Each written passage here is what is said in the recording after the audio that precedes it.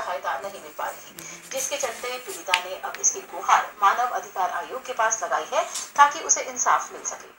कहते हैं कि तेजाब जहाँ गिरता है जगह को यही बर्तान इसे घातक हथियार में बदल देता है। तेजाब आज महिलाओं पर होने वाले हमलों का सबसे घातक हथियार है। तेजाब के छींटे एक बार चेहरे पर पड़ते हैं तो दर्द उम्र भर उस इंसान की जिंदगी को सहलाता रहता है। हैरानी की बात यह है कि देश में जो भी होता है वह छप्पर फाड़ कर होता है।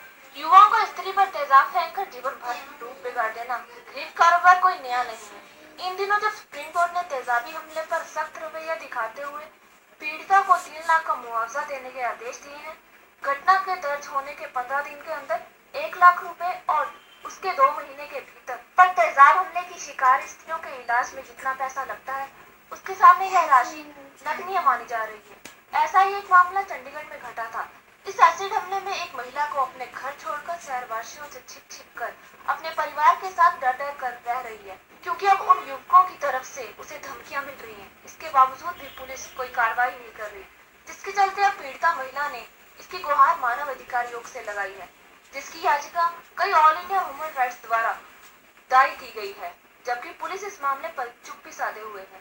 एसिड हमले का शिकार हुई निशा ने अपने आरोपों में बताया कि जब भी गत 8 जून 2010 को वह याद करती है तो उसके रोंगटे खड़े हो जाते हैं, क्योंकि उस रात के बाद मानो उसकी सारी जिंदगी में अंधेरा आ गया है। अब तो मुझे रोशनी से भी डर लगता है। इतना ही नहीं, अपने अक्स को देखकर घबरा जाती हूँ।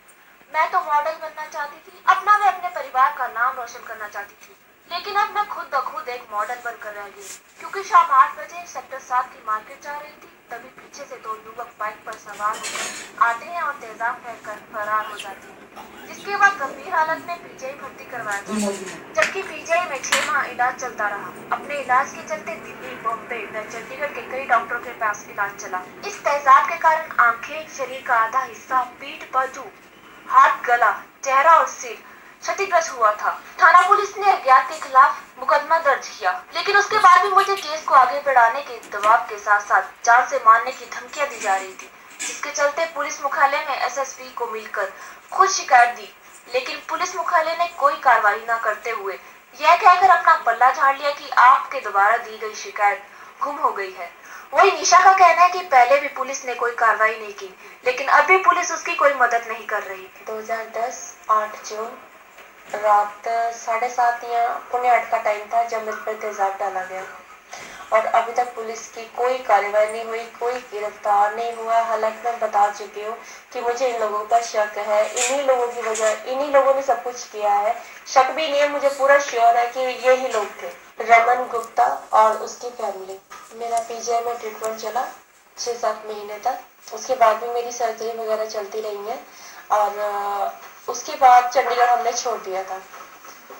जी नहीं, अभी तक कोई गिरफ्तारी नहीं हुई, कुछ भी नहीं हुआ है। और रमन की फैमिली और रमन मेरे पे बाकायदा दबाव बनाते रहे कि मैं इस केस को कभी भी नहीं खोलूं। नहीं जी, अभी तक किसी ने कोई स्टेप नहीं उठाया, किसी आला अधिकारी ने स्टेप नहीं उठाया है। हाँ जी, वो एप्लीकेशन में थाने गई 26 के लिए, तो उन्होंने मेरे को बताया कि आपकी एप्लीकेशन जो आपने डाली थी वो गुम हो चुकी है, तो आप एक बार थाने में दोबारा आए। तो मुझे थाने में जाकर पता लगा कि मेरी एप्लीकेशन खो गई है, पहले नहीं मेरे को बताया गया।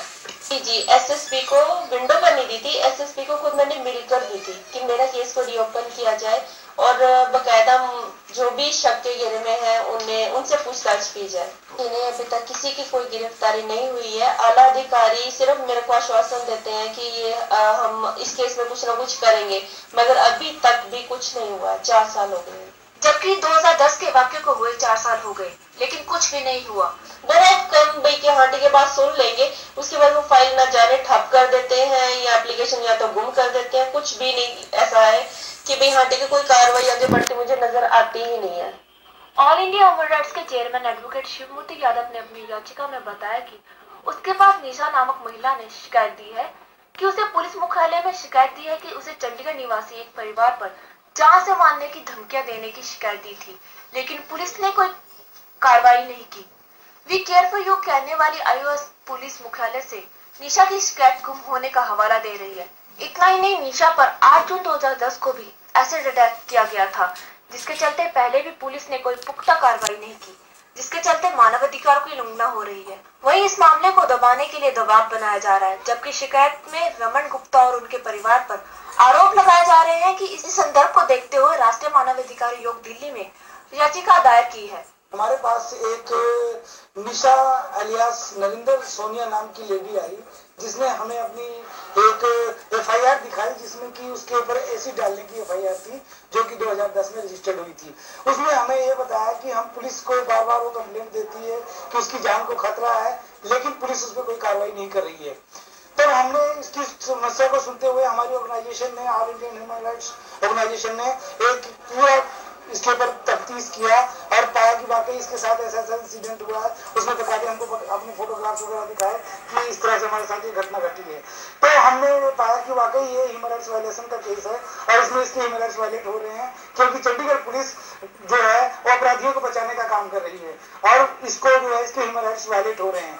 तब हमने मानव अधिकार आयोग में ये याचिका दायर की है, जिसमें ये हमने मांग की है कि जो पुलिस वाले उस अपराधी का जो जिसने उसके ऊपर एसिड डाला है उसका सपोर्ट कर रहे हैं, उनके खिलाफ कड़ी से कड़ी कार्रवाई करें। हैरानी की बात यह है कि आखिर क्यों पुलिस इस पीड़िता की शिकायत पर चुप्पी साधे हुए है। आखिर कैसे एसएसपी को दी गई शिकायत गायब हो गई। लगातार धमकियां मिलने के बावजूद भी पुलिस क्यों कोई कार्रवाई नहीं कर रही। इन सभी बातों से यह सामने आता है कि कहीं पुलिस की आरोपियों से कोई साठगांठ तो नहीं। जादू भारत की सांस्कृतिक धरोहर है और यह विश्व की प्राचीन में यह प्रोत्साहन की राह देख रही है।